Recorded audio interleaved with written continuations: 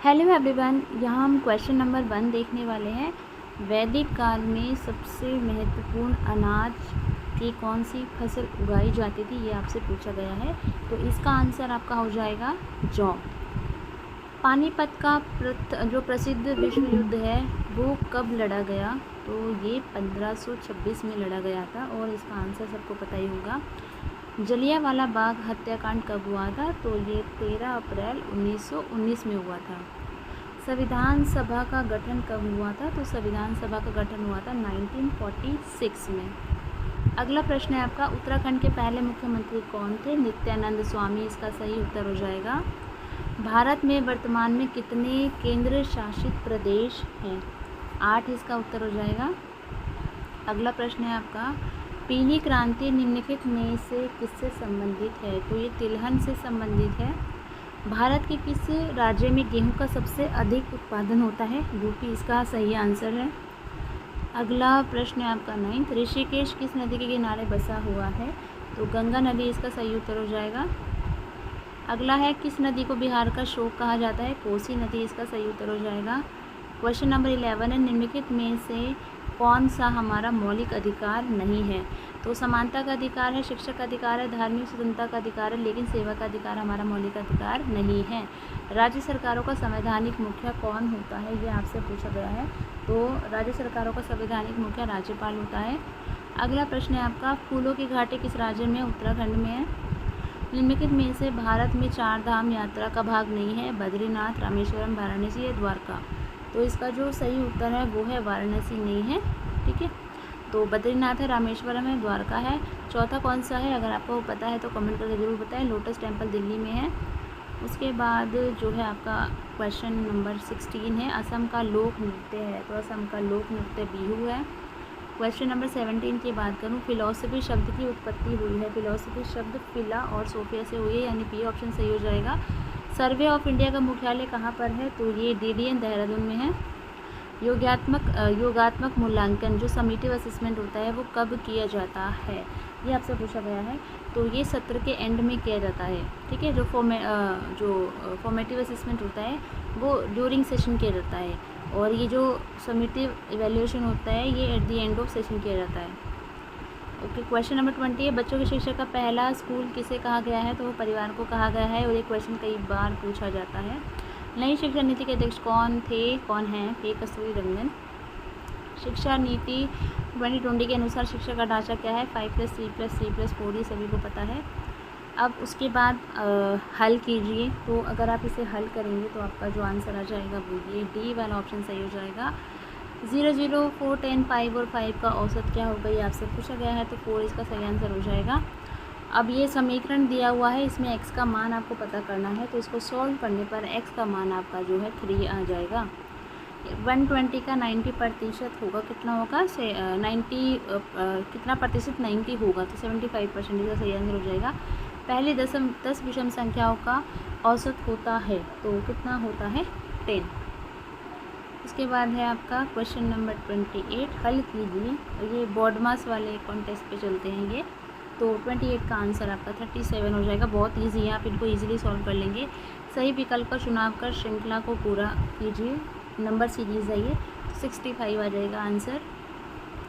यदि किसी विशेष कोड में नोएडा को OPJEB लिखा जाता है, और ये सिंपल सा है, देखो N14 पे आता है, O15 पे आता है, O15 पे आता है, एक नंबर आगे बढ़ाना है। तो D अगर 4 पे है तो E5 आ जाएगा। ठीक है, और E5 पे है तो 6 नंबर पे F होता है, एक नंबर आपको आगे बढ़ाना है। तो इसका जो आंसर हो जाएगा वो हो जाएगा EFMIJ।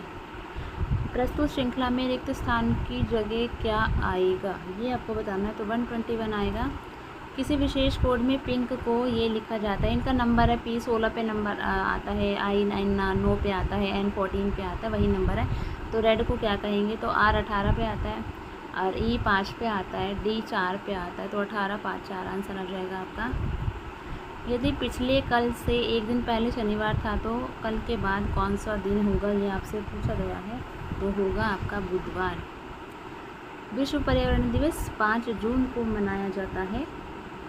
भारत के मुख्य न्यायाधीश कौन है? तो ये जिस टाइम का पेपर है उस टाइम DY चंद्रचूड़ थे। अभी रिसेंटली शपथ ली है हमारे 92 जो मुख्य न्यायाधीश हैं। अगर आप लोगों को पता है और तो कमेंट करके ज़रूर बताएं उनका नाम। भारत में कुल कितने उच्च न्यायालय हैं? तो भारत में कुल 25 उच्च न्यायालय हैं। भारत की सबसे मीठे पानी की झील का क्या नाम है? वुलर झील है। वुलर झील कहाँ पे, ये कमेंट करके बताइए। कर्नाटक के मुख्यमंत्री कौन है? याद सिद्धरमैया। अगला है भारत के खेल मंत्री कौन है? अनुराग ठाकुर। उसके बाद है माउंट एवरेस्ट पर चढ़ने वाली प्रथम महिला का नाम, तो बछेंद्री पाल है उनका नाम। अगला प्रश्न है रॉक गार्डन, ये चंडीगढ़ में है, जो नेकचंद नाम है जिन्होंने बनवाया था। केदारनाथ मंदिर किस भगवान से रिलेटेड है? भोले बाबा से रिलेटेड है, जिनको मैं बहुत मानती हूँ। उत्तराखंड मुक्त विश्वविद्यालय का मुख्यालय कहाँ स्थित है? तो ये हल्द्वानी में है। उसके बाद आपका अगला प्रश्न है द एग्ज़ाम वॉरियर्स, तो नरेंद्र मोदी जी ने लिखी है बुक ये वाली। स्वतंत्र भारत के किसी राज्य की पहली महिला गवर्नर कौन थी? ये आपसे पूछा गया है।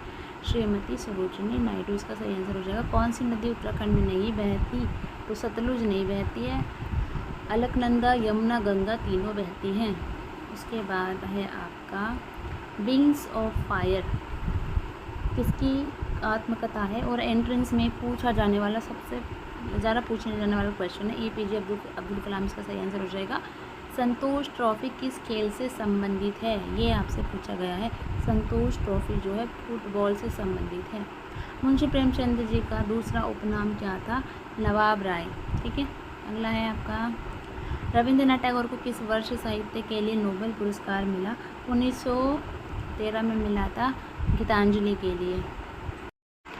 क्वेश्चन नंबर 51 है बच्चों में अंधापन आमतौर पर उनके सामाजिक विकास को कैसे प्रभावित करता है? जो बच्चों में अंधापन है वो उनके सामाजिक विकास को कैसे इफ़ेक्ट करता है, ये आपसे पूछा गया है।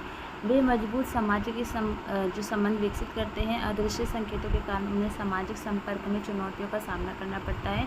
वे दृष्टिवान बच्चों की तुलना में अधिक सामाजिक रूप से सक्रिय होते हैं।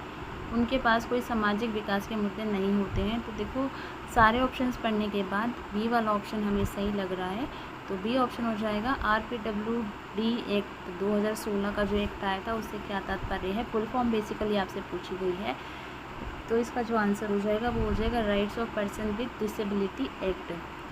ISL क्या है? तो इसकी जो फुल फॉर्म है वो है इंडियन साइन लैंग्वेज। दृष्टिबाधित बच्चों में एक आम डर क्या हो सकता है? दृष्टिबाधित बच्चे होते हैं उनमें एक आम डर होता है अपने परिवेश के बारे में अनिश्चितता के कारण नए वातावरण का डर। 55 में दृष्टिबाधित बच्चों द्वारा अनुभव किए जाने वाला सामान्य मनोवैज्ञानिक प्रभाव क्या है? तो अलगाव की भावना कहीं ना कहीं उनके मन में रहती है। डिसकैलकुलिया LD के संबंधित है। तो कैलकुलिया मतलब कैलकुलेशन, कैलकुलेटर ऐसे याद कर लो, ये गणित कौशल से संबंधित है। डैश दृष्टिहीनों के लिए गतिशील उपकरण नहीं है। तो जो बज क्लिप है, सफ़ेद छड़ी है, स्मार्टफोन है, ये सारे दृष्टिहीन जो बच्चे होते हैं उनके लिए या लोगों के लिए जो गतिशील उपकरण है मतलब चलने वाला, ठीक है। लेकिन जो टेलर फ्रेम है वो नहीं है, तो उसका भी ऑप्शन सही हो जाएगा। डैश एक छिपी हुई अक्षमता है। तो जो हमारी लर्निंग डिसेबिलिटी होती है वो एक छिपी हुई डिसेबिलिटी होती है जो काफ़ी टाइम बाद या ऑब्ज़र्व करने के बाद हमारे सामने आती है। विशेष शिक्षक प्रदान करते हैं, जो विशेष शिक्षक होते हैं तो वो विशेष सेवाएं प्रदान करते हैं। ऑटिज़म से पीड़ित बच्चों को निम्न में से क्या समस्या हो सकती है? तो जो ऑटिज़म से बच्चे पीड़ित होते हैं उन्हें सामाजिक संपर्क में भी प्रॉब्लम होती है, संचार में भी, कम्युनिकेशन में भी, और उनका जो बिहेवियर पैटर्न होता है उसमें भी। तो उपरोक्त सभी इसका सही आंसर हो जाएगा। क्वेश्चन नंबर 61 है भारतीय पुनर्वास परिषद का कार्यालय है। RCI का जो कार्यालय है वो नई दिल्ली में है। ये पूछा जाता है कई बार आपसे। नैदानिक मनोवैज्ञानिक कार्यक्रम डैश द्वारा किया जाता है। तो नैदानिक मनोविज्ञान कार्यक्रम जो है वो RCI के द्वारा किया जाता है। अभी आप लोग एक नोटबुक उठाइए और इन सब की फुल फॉर्म्स भी लिख लीजिए और उसको याद कर लीजिए। विकलांग व्यक्तियों का अंतर्राष्ट्रीय दिवस कब मनाया जाता है? 3 दिसंबर को मनाया जाता है। कई बार इसकी थीम भी पूछ लेते हैं, तो 2024 की थीम याद कर लेना। National institute for locomotor disability स्थित है। तो ये कहाँ पर है, ये आपसे पूछा गया है, तो ये आपका है कोलकाता में। अगला प्रश्न है आपका, संवेदी विकलांगता में प्रमुख रूप से शामिल है, जो संवेदी विकलांगता है उसके अंदर प्रमुख रूप से शामिल है, ये आपसे पूछा गया है। तो उसके अंदर श्रवण हानि और दृश्य विकलांगता जो है शामिल है। विकलांग व्यक्तियों के साथ किस प्रकार का व्यवहार वांछित है, जो विकलांग व्यक्ति होते हैं उनके साथ किस तरह का व्यवहार के अंदर, तो एम्पैथी का। देखो एम्पैथी मतलब होता है अपने आप को उसकी जगह रख के देखना, तो उस भावना को हम एम्पैथी की फीलिंग या फिर समानुभूति बोलते हैं। राष्ट्रीय शिक्षा नीति 2020 बढ़ावा देता है, तो किसे बढ़ावा देता है, तो ये समावेशी शिक्षा को बढ़ावा देता है। विकलांगता है एक, जो विकलांगता है वो एक स्थिति होती है, ना बीमारी है ना तनाव संकट है, वो एक कंडीशन होती है। बेंचमार्क विकलांगता वाले व्यक्ति का अर्थ है 40% या इससे अधिक विकलांगता। देखो जब बच्चे का या किसी बड़े आदमी का सर्टिफिकेट बनता है तो उसको बोला जाता है कि आपकी इतने % विकलांगता मिनिमम, या इससे मतलब मिनिमम 40% है, बाकी तो कितनी भी हो सकती है, अगर है तो ये आपका जो बेंचमार्क विकलांगता बोलते हैं। देखो 10% 12% तो सब होते ही हैं, लेकिन जो सर्टिफिकेट बनता है जो बाद में पेंशन वगैरह भी आती है तो वो 40% जो है मांगा जाता है। 70 है, यूनिवर्सल डिज़ाइन किया गया है, जो किसके लिए डिज़ाइन किया गया है, तो ये सभी लोगों के लिए, विकलांग व्यक्ति के लिए, खराब शैक्षणिक कौशल पाने के लिए, बेंचमार्क विकलांगता वाले व्यक्ति के लिए, सभी के लिए जाएगा। उसके बाद हमारे हिंदी के क्वेश्चन हैं, कुछ इंग्लिश के हैं। भाषा के लिखित रूप में बात बताते हैं, तो लिखकर बात बताते हैं, हमें सभी को पता है। भारत की राष्ट्रीय भाषा इनमें से कोई नहीं है, ठीक है, हम हिंदी टिक कर देते हैं जबकि ऐसा नहीं है।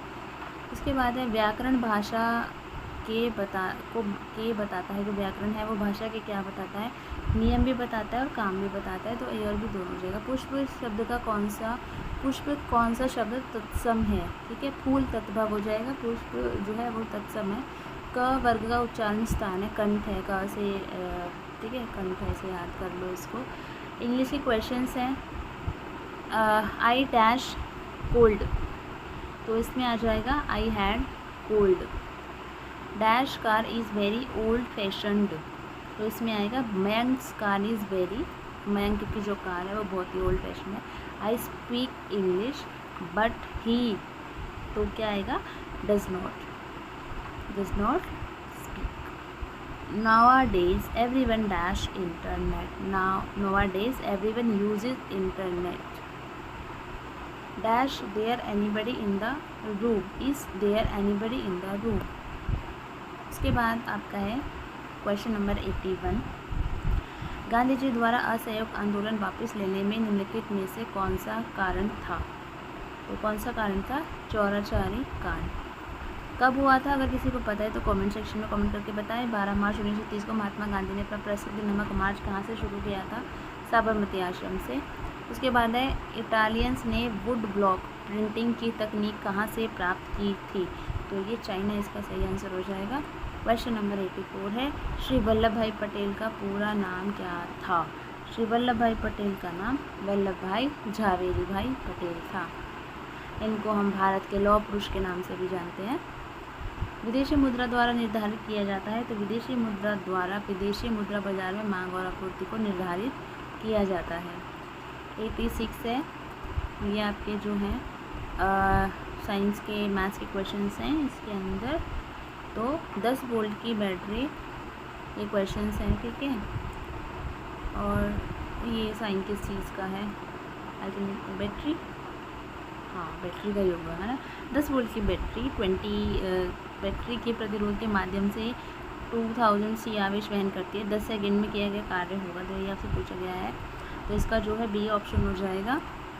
उसके बाद है बहुकोशिकीय सूक्ष्म जीव के उदाहरण हैं, तो बहुकोशिकीय सूक्ष्म जीव के उदाहरण है आपका शैवाल और कवक। जैम और अचार में प्रयुक्त होने वाला सामान्य परिरक्षक है, तो इसमें है आपका सोडियम बेंजोइड। सूक्ष्म जीवों से प्राप्त कुछ दवाओं का उपयोग रोग पैदा करने वाले सूक्ष्म जीवों को मारने या उनके विकास को रोकने के लिए किया जाता है। ऐसी दवाओं को क्या कहा जाता है, ऐसी दवाओं को हम लोग एंटीबायोटिक दवाएं कहते हैं। क्वेश्चन नंबर 90 है, यदि किसी वस्तु का विस्थापन समय के समानुपाती होता है तो वस्तु किसके साथ है, ये आपसे पूछा है, तो समान त्वरण के साथ होगी वस्तु।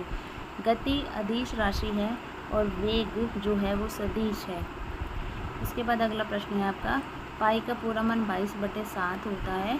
दो भिन्न अपरिमेय संख्याओं का गुणनफल तर्कहीन होता है। अगला है, जब किसी संख्या को 7 से विभाजित किया जाता है तो उसका शेष हमेशा 7 से कम होगा। निम्नलिखित में से कौन सा रेखांकन निर्धारित नहीं किया जा सकता?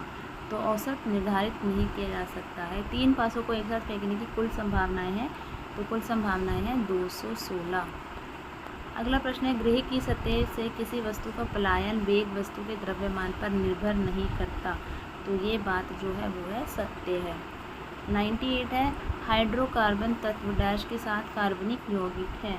तो हाइड्रोकार्बन तत्व हाइड्रोजन और कार्बन दोनों के साथ जो है कार्बनिक यौगिक है।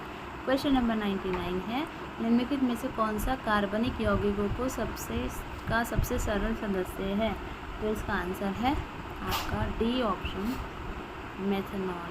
इसके बाद हमारा लास्ट क्वेश्चन है, न्यूटन का तीसरा नियम तब लागू होता है जब वस्तु विश्राम की अवस्था में या गतिशील हो। ठीक है।